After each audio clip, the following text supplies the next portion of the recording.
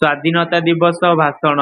ସମ୍ମାନନୀୟ ସଭାପତି ମହୋଦୟ, ପୂଜ୍ୟ ଗୁରୁଜୀ ଓ ଗୁରୁମା ବୃନ୍ଦ ଏବଂ ଏଠାରେ ଉପସ୍ଥିତ ମୋର ଛୋଟ ବଡ଼ ଭାଇ ଭଉଣୀ ଓ ମୋର ସହପାଠୀଗଣ, ଆଜିର ଏହି ପବିତ୍ର ସ୍ୱାଧୀନତା ଦିବସ ବିଷୟରେ ମୋତେ କିଛି କହିବାର ସୁଯୋଗ ମିଳିଥିବାରୁ ମୁଁ ନିଜକୁ ଧନ୍ୟ ମନେ କରୁଛି।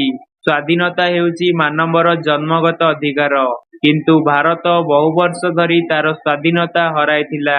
ସ୍ୱାଧୀନତା ପ୍ରାପ୍ତିର ପୂର୍ବ ସମୟ ଥିଲା ଭାରତ ପାଇଁ ଦୁର୍ବିସହ, ଦୁଃଖ ଦୁର୍ଦ୍ଦଶା ଓ ଯନ୍ତ୍ରଣାର ଦିନ।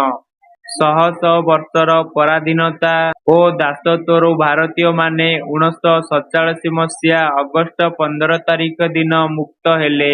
ସେହିଦିନ ଭାରତର ପ୍ରଥମ ପ୍ରଧାନମନ୍ତ୍ରୀ ପଣ୍ଡିତ ଜବାହରଲାଲ ନେହେରୁ ଜାତୀୟ ପତାକା ଉତ୍ତୋଳନ କରିଥିଲେ। ସେହିଦିନଠାରୁ ପ୍ରତିବର୍ଷ ଅଗଷ୍ଟ 15 ତାରିଖରେ ଭାରତବାସୀ ସ୍ୱାଧୀନତା ଦିବସ ପାଳନ କରନ୍ତି।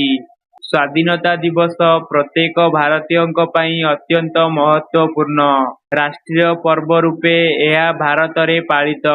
ଏହି ଦିବସଟି ସ୍ମରଣ କରାଏ ଭାରତୀୟମାନଙ୍କର ଅସୁମାରୀ ତ୍ୟାଗ ଓ ବଳିଦାନ। ସ୍ୱାଧୀନତା ବିନା ବ୍ୟକ୍ତିର ସୁଖ ଶାନ୍ତି ନାହିଁ।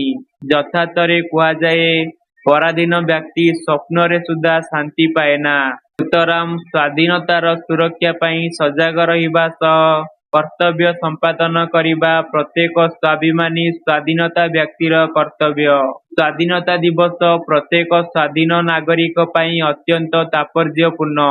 ଦେଶର କଷ୍ଟଲବ୍ଧ ସ୍ୱାଧୀନତା ଆଜି ବିବିଧ ସମସ୍ୟାର ସମ୍ମୁଖୀନ। ସାମ୍ପ୍ରଦାୟିକତା, ଆଞ୍ଚଳିକ ବିଭେଦତା, ଆତଙ୍କବାଦ ଓ ସୀମାନ୍ତ ସମସ୍ୟାର ସମ୍ମୁଖୀନ ହେବା ପାଇଁ ସ୍ୱାଧୀନତା ଦିବସ ଦିଏ ପ୍ରେରଣା ଓ ଶକ୍ତି। ଏହାର ନିରାକରଣ ପାଇଁ ସ୍ୱାଧୀନତା ଦିବସରେ ପ୍ରତ୍ୟେକ ଦେଶବାସୀ ପ୍ରତିଜ୍ଞାବଦ୍ଧ ହେବା ଉଚିତ। ମୁଁ ଏତିକି କହି ମୋର ବକ୍ତବ୍ୟ ସମାପ୍ତ କରୁଛି। ଜୟ ହିନ୍ଦ।